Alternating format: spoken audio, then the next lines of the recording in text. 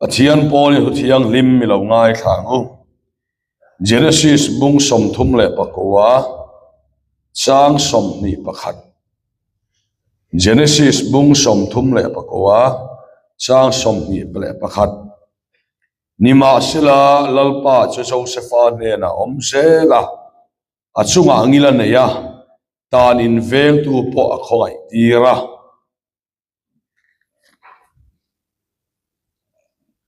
tihini se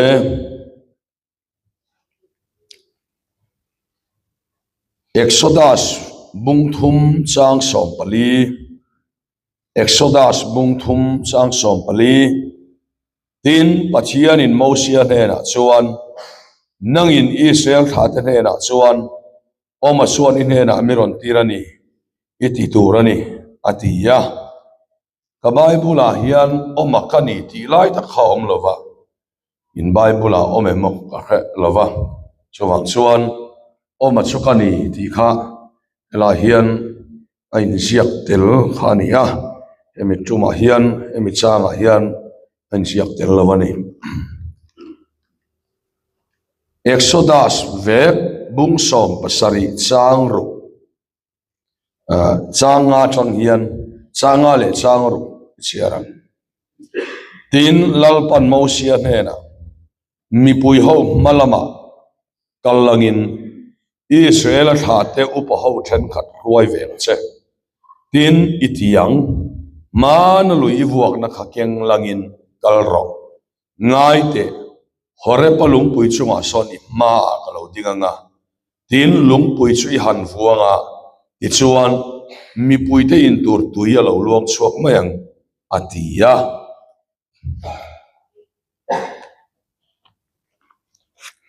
thutlung thar lo sia leang korin khwami te hetir ko pol le khathon panina bungro sang som paru achanga sang som pariat thon korin thon ni bungro sang som paru achangin milem tele Pathian biak in point enge in rem nan nei keini zong Pathian nu biak in kanisi Pathianin an mania ko manga an mania ka leng bokang tin an Pathian kanianga anni po kami te anni ang atiang khan chuwangin an jinga ta lo chopula athangin omro thilbol lo reng po de kheksu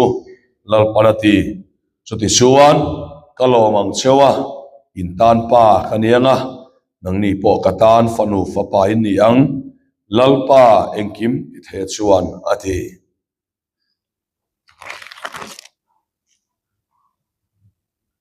efesi khwami ten hetir ko pole khathon bungli changruk chauhilo chia layang engkim Pathian le pa pakhat soko oma engkim chunga oma engkim fang chuakina oma engkim chunga ombok ani athulal pan kan satan malmin sop sak lo se kan sermon te Pathian ne na tong trai lam turin tlangwal peter lalil ngeta kan ti mas se tri lo so mang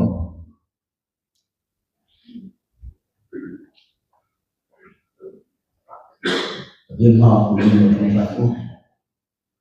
wala pa kan Pathian mai tu zanina ito kante bihe za mera ko ai fiel hima tu ta mai ko te nama fa nunga ito tu chen ko kom le a kan lo mai ni na lo tu kan klese wala pa zanina hili si a ka kami nama ito ta tunung tunung kon so sa la Imaniya cernai lain sesakra individu dikkan Krista indina mutena du kanakate antan wasona santiram se ei thole Yesu Krista hin kamadiya se amen le zalina hian soitur soikan tu machu Pathian omem diri dona ni mara se kanril ruwa kathupui khana bum mai thei chewa Pathian omem han ti kha Pathian le lo kan soi fia don lam ni lovin a om lo ti lam soi fia kan tum lova a lo ti tu so Bible in Psalm number som pali chang khata mia chuan a ril ruin pathian reng lo atia an che so ta vekha ti kan huwa pathian lo ti tu kha chu mi ani top mai ani hi Bible min ko bu khalam kha soi thui ka tum lova pathian em ti soi kan tum tak chu a le lo lam in zo na lam hoi ni lovin pathian ke ma ni em tin zo na zo ka ni pathian le lo chu generally in kan hevek pin khom chang chuan pathian ani ti hi tran tu te vek kan ni ya e ma ro chu ke ma nge yem te ro chu zaina hian tension kan khelo mai thei tension kan khre mai thei chawang chuan pathian le lo lam in nial le soi fia tum na lam aya poimo jok chu keima pathian ani ti riat fia hi poimo lai berani keima pathian ani ti kan riat fia lo chuan a zia soi ma ila aring hel tu kan chang le thau dona chawang chuan ne pathian keima ti kha esan ina pathian tia soi kan han tum taka chu ani ta ni engwange kan ti chuan zaina hian pathian omna min akhia chian lo chuan pathian ena an in lai chin na chian thei lova tin ro lo kar ma Paul tu nei chang le nei lo chang kar ma sutiang chuan mi so te hi kan tlan na sa pathian thu se ding tak in khilfiain keimani lam eng rau berena momenti dang lama in nam kan ni na hi kan har na po lo na lai chan ber ti ta ila kan soi sual om lo ve keimani lama dang lam na engemo i lo om kan son na sak to ka wangin pathian thuni dan phung ase dinga kha kan soi tam lova te po ani mai theye chu su wang chuan kan har na thleng hian a tlo lo ve mo a ti thei ani chu wang chuan pathian na min a khiat lo chuan pathian kha da ha le anga aron chan le main alo sual le man se langa kang chu nia atlang pui thuin kan an chong chai po hian pathian na hi kan da atlang puya hetami mai belo hian be wang nam kan ni ti tai la kan soi so lom lo ve pathian kan biak nei a la khop maya kan han be de wanga thil kan dir pon kan thon chho de wanga alo khen le main kan mang ang mana kan buai mana chowang chuan pathian khoya omem tilai kha zanina keima ania ni kha kanin so na ni sela poimo le pupara buarsia kan ti maron kalve chin sumi paina asoi chu karil ro hen omrenga thangte pathian hi nai dewa han bia ila nai dewa mangin han ngai ila ala le duwa la dewa mangin han bia ila alo ngai le kuara abiak dan poi ka chiam chial ve tia yang deu chuan zaina po hian pathian hi kan khiat fia apoi mo le ani chawang chuan pathian chu khoya nge pathian hi ti kan khiat fia poi mo ni yang chuan mitam tak chuan vana kan han tia kan han da lawang khop maya ki ta vana mi kha kan han bia ani na lai chen chu nge maya ama ero chu zanina hian Bible min ko mu kan khia fia poi mo le ya khulung lo ya khan pathian chuan thu ina bia ti chuan thu ina bia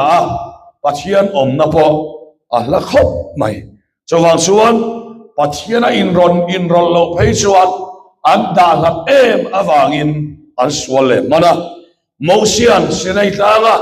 dan so mahan lang sung rigot poin pathian talo ni an khia ta wangin ruai tu mo si om to bok si lo nian khia ta wangin an ma ni thalela la ruai zel tu atan sebong no le man lo siam sapa an lo bia ama an lo lam ta ni ki siam takin kan huani chawal chuan zanina thothlong thara chuan hian aron soita thothlong thara korin kan siara khan thon ni bung ruka khan an ma ni ko manga an ma ni kaleng bokang an ni chu katan fanu fapa an ni ang atia thothlong thara chuan pathian su khi ta wana om angina in puang to lova misual berne naron om tan pathian fakin om no se a om na khazan ira pathian toina min ko mu ania chuwa chuan achiang em kan la thoin ka thin long sol bol ho nu ti la thua khan i om na chui om na chu chatuan lo na chang thin tiania pathian a omani ti kan khiat lo chuan kan tha phang mai amang em mai chu pathian kan ne na om hi min khiat ina tu ber choni a chanchin tha mathai bung khata khan Immanuela kan ne na pathian om ti na ni ti kan muwa pathian permanent address sakha aron tha ka Immanuela chu kan ne na pathian om ni lovin kan ne na pathian om ti na ni tuna hian mau bo waste ko khana ka thu ka soya avenga ka oma chu chu mau bo ko khana om chu ka ni lo mau bo venga om ka ni lo wa ram hun no ta om ka ni ya tuna ta hian mau bo a ka oma ni ram hun no ta om ka ni ka permanent address chu tuna ta hian mau bo a h ya ka oma ti chuan ka om na nget chu ram hun no ta ni chu tiang sia chuan pathian om na het chu mi ring ke he ni pathian wa kelam lo se chu mi ring a khia chian masak apoi mo le ni pathian om na mina khia chian lo chuan tian ti tai la beram bo po kha lukabung som tana khan apova apuina wasonga a moto apu khan thalera apu ala mulova abe ma se apuin a morenga ni ti akhiat ma kha chon ching ne hawin ala be amai ro su an hoile ta apu la lo omarenga ni ti akhiat chia kha chon abe lo to ta chu ti ang chia chon sam number som na paga changa chuan lo na reng om lo na chuan lau em in oma tin pathian thui min ko buwa mi amang an chan chuan ne na pathian om tiak hian lo wanga ni pathian ni kan mang an hun so aron in rol tur ani lova kan buai ni so local tur ani lova kan mang an na muna pianga in puang tur hian min chen sil ta so kani lal pa fa kan no se chu om na di tak sa ina hian kan kiat fia poi mo a lali suan chan chin tha so na bung som palia chang som pangale som morba kan min ko buwa khamuan tu dang ka pel cheu satua na in ne na om tu ria ti ya kharau tilim te ral khata wo mani lova kan ne na om tu ra tir ani lal pa fa kan no se kan khiat lo vai kan aw ba mai lo a khia piangin pathian nai sia hi an pia a polo piangin pathian om nan kheta a khachiang a piangin an khetai chulai te chu zalina hian kan ngai tu na lom sela apoi mo leri na so ni awangin pathian thoina min ko moi kan kana poi mo le ya ka tu na ka siara khan in tin nge niang kan ti ha chon mo sia ne na khan mana itiang mo tui pui se ne vuak na karon lala horep lung puya son ka lo omanga ti dai to ni avuak ma khana lo om dai to ron vuala tui ka lo ti chuaka mo sial horep lung puya vuak mai tui ti chuak turin lal pana lo om khal to so ti yang sia so sa ni na hian kan mang ante kan buai te hian kan au tlak so poni lova kan mang ante kan buai te hian in puang turin kan au ma hian min lo chen sil to so kan pathian mo kilom lo se kan so ma hin kan ne na to so kan chu su min akhia chian suam pathian so po hi so po a ko sat mo so ni ma ni lo pui ma na so he yin kan chong trai thila min lo kha thiam mula kan kho se chu som hi tlai lam soi lo kapuanga fasting kapuanga camping a hian ti thei kam nei lo ma wangin camping chung som tlai cho speaker havin kan ei ngai lo khan kan chong trai top thila ni chu kan soi lan no chan chu voi khat chu hemi ming ka soi lo wanga Paul swak deuh type ti hian thang te chu pathian a ring zo lo cho ngei hi min tia pathian a ring zo lo cho ngei min tia chu wang chuan pathian a ring zo lo ni an ti min cho ngei an tia vel pakhat hemi in mau bok nai hlat lutuk lova kan kem la hian ni a sang di som pakhat kum khan chu ta chuan min hial turan lo khalani so ka hei san ka lo khil fia ta ka thil ti ka suan wang ani lo ka ti thei lo ma wangin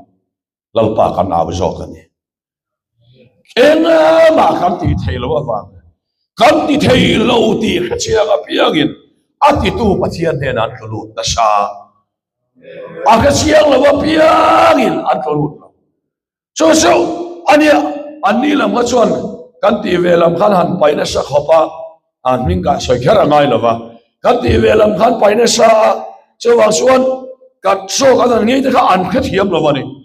ma se kan so hei chan chu kan ti thei lo wa so khan so kan thei so kha lalpa kan au so kha so ta suan zaina karon soi tu so hei hian pathian tu ina min ko mo chu tu na hian mi in pathian anena omani ti akhiat sian to tak chuan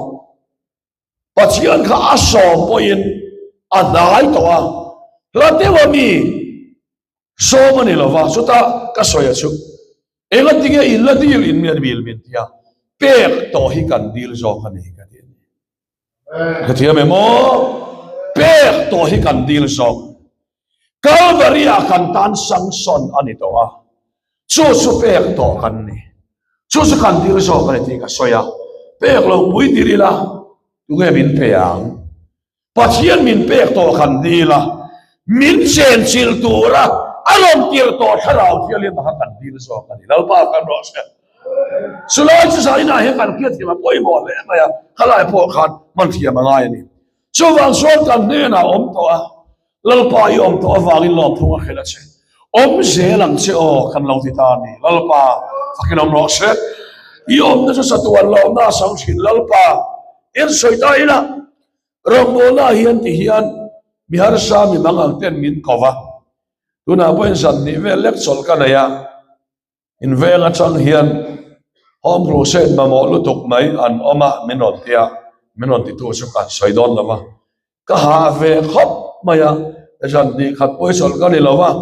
atlem pham sia ka tia aron ti tu nu la khan tlem po ni se jan ni chau po chu alu lo malati chang atlem me mai kha ti du mang bok se lawa eng tin nge mo ka ti don ne ka tia chu ma son kan soi lan du chana chu he la hian min non ko hian ka phangai lawa ka ha le point ka kal thilani asan su engwang ne ti chuan ka le na om to ti ka du to mai lova om to kha om me kha lo om to ra ni om to ani awangin om se lang se kan lo ti ta ni lal pa fa kan lo se om se lo kha kan lo ber lo ti ta lal pa yu om to awangin om se lang se tu ti nga ka lo me su mi mu sit le nu isa ta mi no ya pulpita mi sang tel ma pathian tu ka soi zo chama in nuaya veng kil khora zungol vei pathian tu khel tora ti mo ka in zui khale tam me chu aphurom lo ve thin khop cha om lo ve thin khop ma anu pa then khat thai chu senior ve to ni an han mu thu thei thawa thor lo tang tia lo om to cái tar làm một số lệ chalai một số nang mi là vậy tar một số re ngay chỗ aden phiêu tỏ mày chalai một số is kan na chim te ma na le chung a chung ra soi lan du chu kan program hi aro puem alien em ate em ti ka ngai thu lai lova pathian om em ti hen pathian om na ani chuan anuwa alpa fakram no kan nen hi pathian om ve na tlak ani em pathian hi atel ve em ti pathian om na ani chuan alo nuam vek tu in poi chen na surap in chol bu poni se mo zalina hian u lau de o sutiang pathian om na ai nuam hi lo om lo lalpa fakram no kan hong sa em kan concrete building alian em kan ro pu em mamo kan in thian khom em kan ngai em ti ani lo isu om em ti lalpa fakram no se isu om em ti ni om na im to phat su nuam lo om lo re kan no pa in kara hian tu nge fel jok thajok ti lamani lo isu om em ti hi apoi mo lai berani a so wang suan min soi mo em ti ani lo ka thil ti hian isu telve tham te ange te la isu alian zo ti kha zalina hian kan ngai tuana lom se apoi mo le ni so bible ina min kho mo ya so wang suan isu telem ti hi apoi mo lai ani isu amen pathian om na ni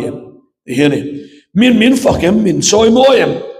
min ngai sang em min notice em min kalarem ti ai son ka thil ti suni tu man min kher pui lo ma se pathian om na ni cha to alpa ka no sa isu tel na ni cha to em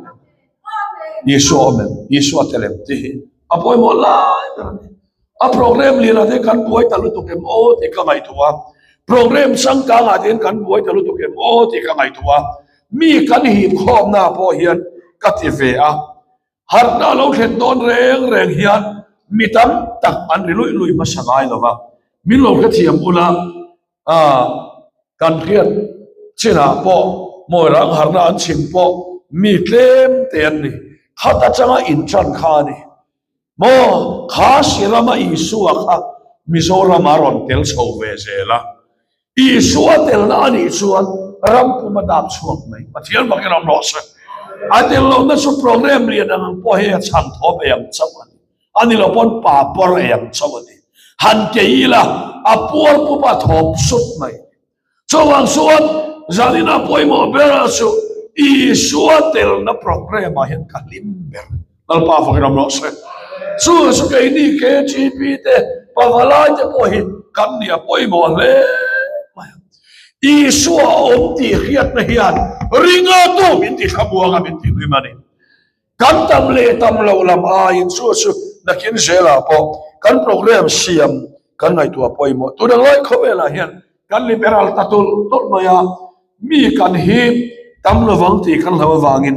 hip dan tur kan ngai to na sem ema chumi tan son camping a te po tlei rol kan ti ate chalai camping a te po engemo kan rilu la pem tu tur pathian thua kan in concentrate thelo na tura min la pem tu tui che ti te tam te em maya anep no hi kan tel nem ta kan program hi alen len lo lam khi kan nai tu alien te ema pathian om na ni lalpa fakram ro sa pathian om na ni em ti kan nai tu ngam talau hi apoi em mai ni so wan suan zanina hei kan ngai tu sena apoi mo tem ke chui pi yang on mi kan him tum na member kan him tum na lu tuk na lama ko kana seng lu chi lem lo khovel thil lai lu tuk mai te seng lu tam hi kan tam phaem kan sports ate ke ang si sang ang si sang sang ate po hian onau te o zalina hian kan soilan du achu klem te polo ne ila isual tel na himina non buanga zakaria bungria chang som ni pathuma in ne na lal paum ti kan khria in ne na kan local ve nga ti lal pa fakram no se mi te hian pathian om na khan ni ti khe phot no se mi te hian pathian ke te ne pawalai chu ma se an ne na pathian oma an ma ni hian nuwa man tia pathian tu soi hian nuwa man tia an pulo man nuwa ma rom ti se an on tam ma yang lal pa fa kan no se in ne na pathian om ti khan khia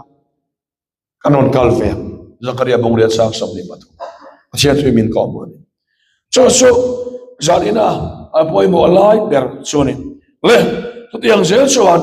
pathian om na hi alo lu e maya bible a khan bua eng wangin nge Joseph ne na a u naw ama khan tu ten puran chok chan chu asia hian en la Joseph ne na chuan ni china Genesis book som thum pakwa ka chiar kha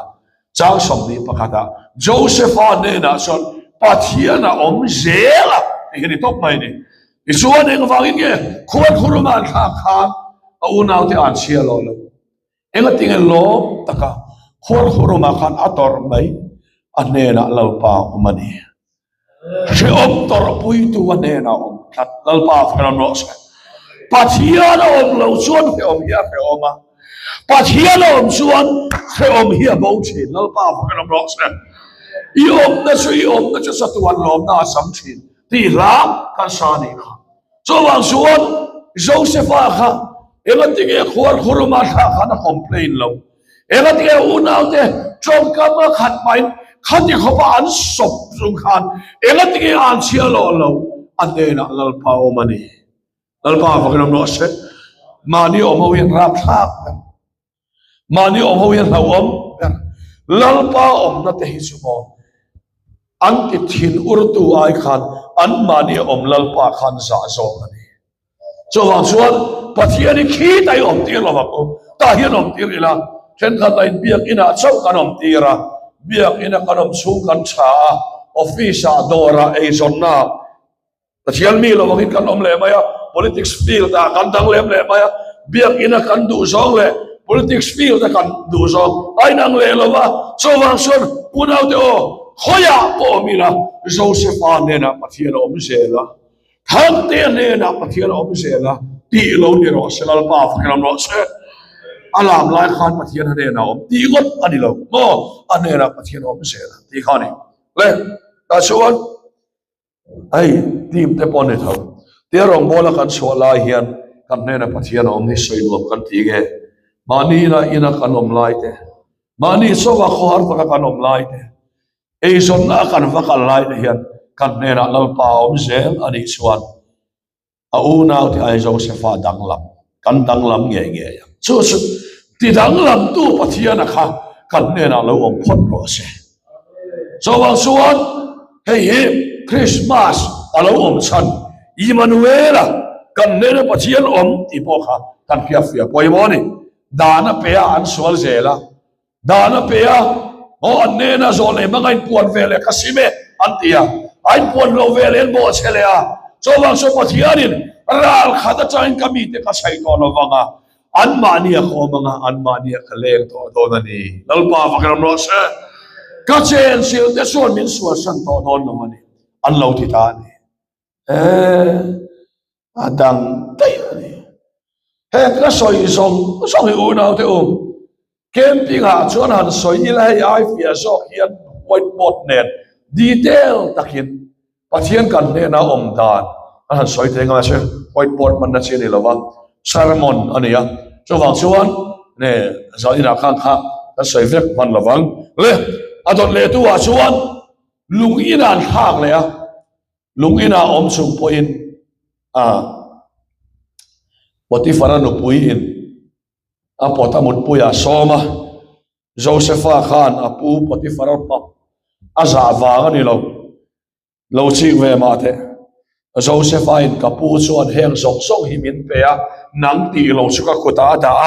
isuan kapu mit mua heng thil sole eng ti me katiang ati dore moti nak lai a mai sa ber kha pu lo ni reng lova apu chan sia soite te a lalpa pathian mit mua heng thil sole tak he eng tin nge kati theyang lalpa fakram ros ane no om khalo bulian ber Potifar ayang ulian sok lalpa fakiram rose mi hina bai zana ay lalpa zana lian sok mi ande na lalpa tak takani suan sawang suan sanina hey kan se apoy mo le ani sawang suan kan ne na lalpa mani hi pathian thui min ko mo ni la tiang sel suan lungin anda pona boy lo anang ang lo eng vange ane na lalpa ti khia ahun takalal pasuan ala suang le don ti akhia eng wange ane na lal pa khana unaw ne nan khom lai khan amu maga bu phal som le pakhaten abu phal si mai lo buk lai te al si som le pakhat le ni le kha ten si mai lo buk lai te unaw ten si mai lo buk don ti abu lok safek ani ti bible min ko moni chawang suan salina ei kan khia fia poimo le mayam kan ne na lal pa omem pathian na ang tak tak hian thenom ten min wen ka soi du zonga ka chom du zonga ka ti du zonga eng mi ge ka ni pathian tu soi lai sama pathian mi soi lo huna tu te chan chen chia mi rel po hele suang lo ge ka ni keisu kan ne na lal pa omani kan ti chi lal pa fakaram no se Soal suan kan ne na lal pa hian kan ka vengem kan le vengem kan endu so ka vengem kan soi du so lal pan kan le vengem so tiang se suan zaina hian pathian kan ne na tak tak ani suan kan endu so ka ka kan soi du so ka ka kan ti ka ka kan nai san so ka ni lal pa fakram no se soal suan zaina hian Immanuela kan ne na pathian ti bible min ko mua so wang suan an ne na ko mga an ma ni khaleng bukang tin pathian thui min ko mo ni le adon ne suan pathian su khoya ge kan ti suan to lo na po mani ato berna tan zan hen u na tu saja te me puya an kha khan alle sariya ti sani ti kan muani khata han eng maum thei to lo ma se an han kha cha sa ka te me sa ka te bet ni ko te kha an zuen le chu an por mor pakhat po lo kang sor lova an samjai pakhat po lo kang kir lova mi pathum kha in kha kin kan khasiya pathian fa pa ang alaya mi pakhat vei ka muani atitani so sa ina hian enge min ko mu kan ti chuan an ne na lal pa khan an ne na lal pa khan mei puya po zela alo huaka so wang suan enga ma to lo na sadra ka te me sa ka te thi mai tu rai da na muna po khan lal pa si lo ze lal pa fakram no se na siam tu se ke ne ti som an lal huna katani som yan lal huna po Omala ni sel don. Zona he kan nai to na lo se apoi mo le. Chuwang so setan idule min khoila. Dule kan ei son na poi khoi se ba la. Songa ral ve khuna po hian lalpa hi katan omani sel don. Lalpa fakram ro se. Omani sel don. En kiman ral huna po omani sel don. Chuwang so sa ina hian. Pathian itu ngeni kan ti son. Oma ania sawang suan pathian omem ini them ani leina na hian pathian omem nama ila kadamani lalpa fakram no shan pathian pathian tak lo nia ga ti chi tu ngai ni a ani le in chu ko ta sam na hian pathian omalo ani e ta sam mai la lalpa kan de na iti ria chon mi ten ini adalah pau yang via veto donal pau fakram no se coba so ina hian engtingnya kan tiang kan nena lal pau mem kata sam nia ka mangan nia hem na ka to nia lal pa ka nena omalo ti hisanina kan chong ka mani ngat chuan khobel min hai don lo reng ani rengot mai milo khathiam ula Sino tina ram thar campaign na kan chua campaign ramin man ve lai khan ram thar bot namin ram thar campaign kan swa don khan kan ve la chumi ne chuan kan swa don pastor pakhat ne ti ka soya